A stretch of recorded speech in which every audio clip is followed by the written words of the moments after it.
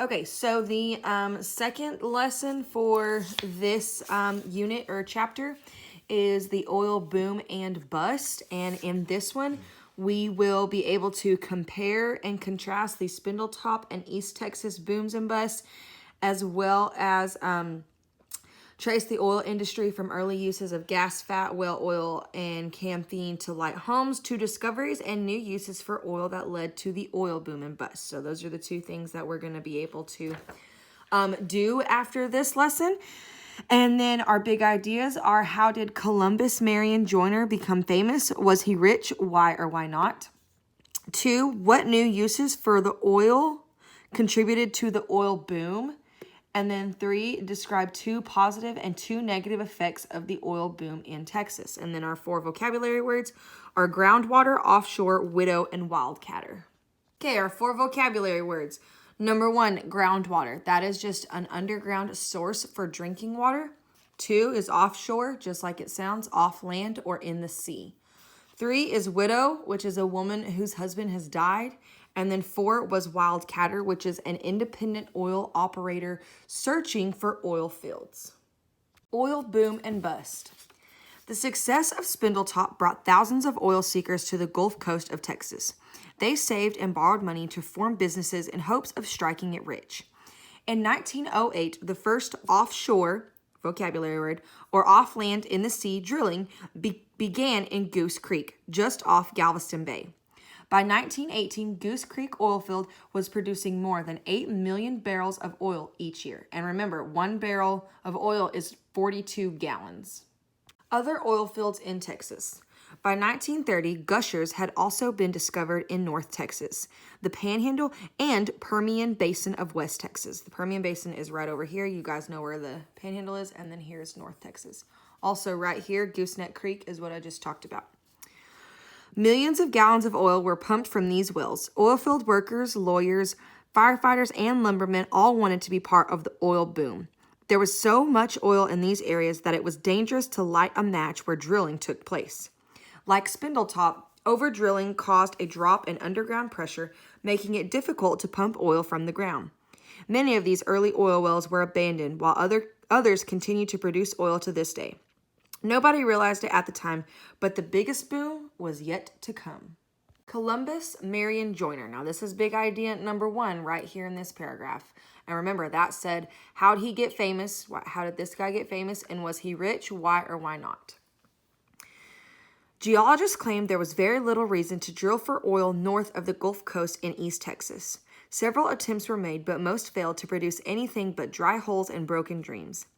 Alabama native Columbus Marion Joyner still believed that oil was oozing beneath the ground in East Texas. At age 23, guys, that's 2 years younger than me, Columbus Joyner was already a successful lawyer in Tennessee. He had been elected to the Tennessee State Legislature, where he served until 1891. In 1897, Joyner moved to Oklahoma, where he purchased 12,000 acres of farmland. He failed at farming, lost his land, and chose instead to make his fortune as a wildcatter, aka an independent oil operator searching for oil fields. In 1913, with little money and outdated equipment, Joyner drilled the first of 100 oil wells in Seminole, Oklahoma. He couldn't have known that if his equipment had been able to drill just a little deeper, he would have discovered 2 of the richest oil fields in Oklahoma's history. It seemed as if Joyner's bad luck had followed him. So was he rich? And how did he get famous? All right here. East Texas oil boom. Now we're still going to find out some info about Columbus Marion Joyner here, okay? So big idea number 1. Joyner refused to give up. In 1926, at age 66, Columbus Joyner traveled to East Texas, where he was certain that oil could be found. Professional oilmen believed that Columbus Joyner was crazy. In 1927, Joyner leased land from Daisy Bradford, an East Texas widow, or a woman whose husband has died, who owned a 975-acre farm. For the next 2 years, Joyner went into deep debt drilling wells on Daisy Bradford's farm. Even after the first 2 wells turned out to be dry holes, Joyner held on to a belief that there was oil beneath the soil. On May 8, 1929, driller Ed Laster moved Joyner's equipment to a new location on the Bradford farm. After almost 4 months of drilling, Joyner and his crew were showered with oil. Finally, he held on to hope and he finally struck oil. By December 1930, Bradford No. 3, named in honor of Daisy Bradford, was pumping 3,000 barrels of oil a day. The East Texas oil boom had begun. Though it started on Daisy Bradford's little farm, the East Texas oil field was actually 45 miles long and 5 miles across. It spread across 140,000 acres in parts of 5 counties. Within months, people everywhere rushed to East Texas to drill holes in farms, driveways, and front yards. Landowners leased thousands of acres to these wildcatters for up to $3,000 an acre. Over the next decade, 14,000 wells were drilled in East Texas, making it the largest oil discovery in the state's history. Natural gas. Oil fields in Texas produced more than just oil. Natural gas was also discovered. Gas coming out of oil wells could not be safely captured, so in early years of the oil industry, it was allowed to burn. In the 1890s, scientists invented a leak-proof pipeline that could safely capture and move natural gas about 100 miles. The first gas pipeline in Texas stretched 19 miles from Petrolia oil field in Clay County to Wichita Falls. As pipeline technology advanced and natural gas could safely travel farther distances, the Texas oil industry grew into a very big business. Large oil companies were involved in every part of the oil business, from drilling, transporting, and refining oil. Billions of dollars were made by these oil companies. Natural gas is not what you put in your car, okay? Natural gas is a vapor. It's what, like Atmos Energy, it's what they monitor, and it's kind of how houses are heated sometimes if it's not electric. Positive effects of the oil boom. Here's our first part of big idea number 3. The economy of Texas got the biggest boost from the oil boom. In 1905, the state government began collecting taxes on oil production. By 1919, more than $1 million was collected, helping to fund state government educational programs for children and universities in Texas. Today, the state of Texas collects more than $5 billion in taxes each year from the oil and natural gas industry. Ordinary Texans benefited from oil discoveries as well. The oil boom resulted in thousands of jobs for Texans, especially single white males who were able to move from town to town following new oil strikes. While African Americans and Mexican Americans weren't welcomed in oil rigs, they worked as team masters hauling goods to and from oil fields. Landowners also benefited from the oil boom. They made money leasing their land to oil drilling companies and wildcatters in search of their fortunes. Many wealthy landowners and wildcatters were very generous with their money. Hugh Roy Cullen, known as King of the Wildcatters, gave large donations to the University of Houston, Texas Medical Center, Houston Arts Organizations, the Boy Scouts, and the YMCA.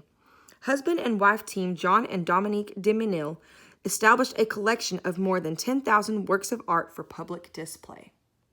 Big Inch and Little Big Inch. During World War II, getting oil from Texas to the east coast of the United States became a problem. German submarines attacked tankers carrying oil from the Gulf of Mexico to the east coast. 2 pipelines, Big Inch and Little Big Inch, were created to deliver oil safely from Texas to the eastern half of the United States, where it was needed for the war.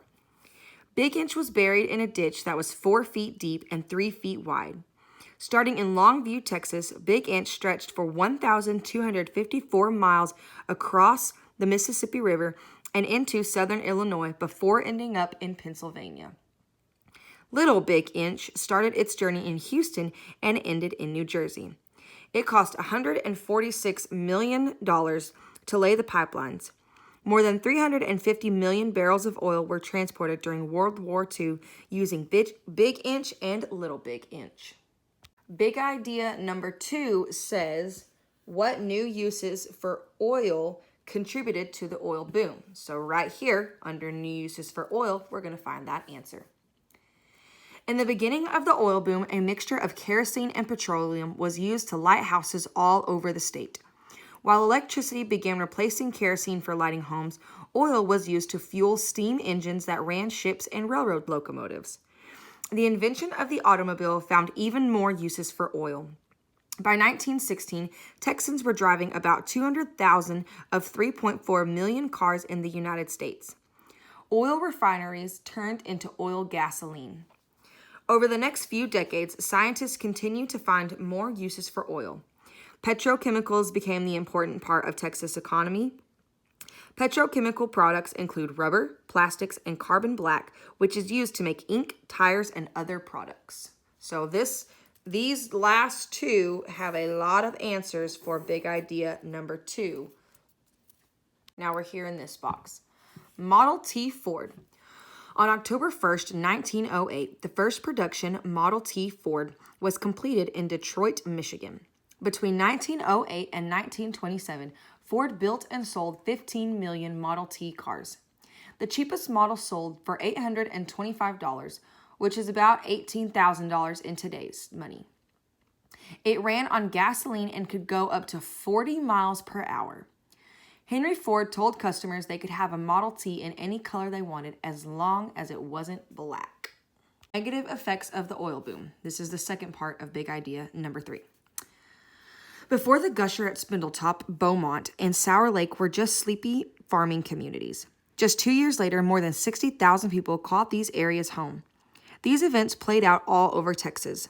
As oil was discovered, boom towns, which are towns that just everybody comes to because there's a big boom for oil. That's where that word comes from. Boom towns grew all over Texas. Oilfield workers lived in tents or wooden shacks in these crowded, dirty, and often lawless boom towns. When it rained, unpaved streets became rivers of mud. Businesses were open 24 hours a day to serve the needs of workers. Not everyone who drilled for or discovered oil became wealthy. Many families risked everything they had to drill for oil, only to come up empty-handed and broke. Remember Columbus Marion Joyner, the man responsible for the oil boom in East Texas? He became known as Dad Joyner because he was the father of the East Texas oil field. The town of Cyril was changed to Joynerville in his honor, but was far from wealthy. Legal problems over his discoveries cost Joyner his fortune. So this is our answer, again, to big idea number 1. Was he rich? Right here. I'm going to go with no, because he lost his fortune. To pay his legal bills, Joyner was forced to sell his well and land leases to independent oil man Haroldson L. Hunt for $1 million. That may seem like a lot of money until you find out that East Texas oil field had produced billions of dollars in oil during his lifetime. Environmental effects. The oil boom also affected the environment. When oil was discovered in an area of Texas, fortune seekers scrambled to the area, leased land, set up equipment, and began drilling holes in search of oil. If no oil was found, the hole was simply abandoned and equipment was moved to a new location. Pretty soon, the landscape in Texas was full of holes. So this could be considered as as a negative effect as well for big idea number 3. Many times, oil was discovered while digging a water well. Once oil got into the groundwater or underground source for drinking water, the water was no longer safe for human use. In 1899, the Texas legislature passed laws protecting groundwater and requiring those who drilled holes to fill them in when they were finished. In addition, laws were passed making it illegal to waste oil and natural gas. Drilling for oil destroyed millions of acres of farmland, wilderness areas, and wildlife habitats in Texas. Pipeline leaks on land spoiled groundwater and released toxic chemicals into the air. Offshore oil spills killed marine animals that drank poison in the water or got oil on their fur or feathers. Air pollution from refineries and noise pollution from constant drilling negatively affected the environment and disrupted lives of settlers who moved to Texas for peace and quiet. So this whole thing about the environmental effects are definitely another part of the negative effects of the oil boom. I'm going to read this box and this box together, okay? Electra Oilfield. In 1903, North Texas rancher W.T. Wagner was drilling for water on his 500,000-acre ranch in Wichita Falls. He became angry when the digging crew found oil instead. Oil ruined the groundwater supply that Wagner needed for his cattle ranch. Solomon Williams, a land developer from Fort Worth, bought Wagner's land and continued drilling for oil. Electra Oilfield, named after Wagner's daughter, made W.T. Wagner a very wealthy man. So thank you to W.T. Wagner. Now, the Galveston Bay oil spill. On March 22nd, 2014, so that is not very long ago, all of you were alive. 2 ships collided in Galveston Bay, resulting in a spill of almost 170,000 gallons of fuel oil, the type of oil which is used in engines. Reefs and lagoons on the northeast end of Galveston and Pelican Islands were the hardest hit areas. Oil spills are deadly to shore birds, including ducks, herrings, pelicans, and piper plovers. A week after the spill, the Coast Guard had recovered more than 300 birds, 39 dolphins, and 17 turtles from Galveston Bay to North Padre Island. Sadly, all of the animals were dead. So oil spills are very, very dangerous, and they're a very big deal. And this one, I remember very vividly, was very, very sad to our environment.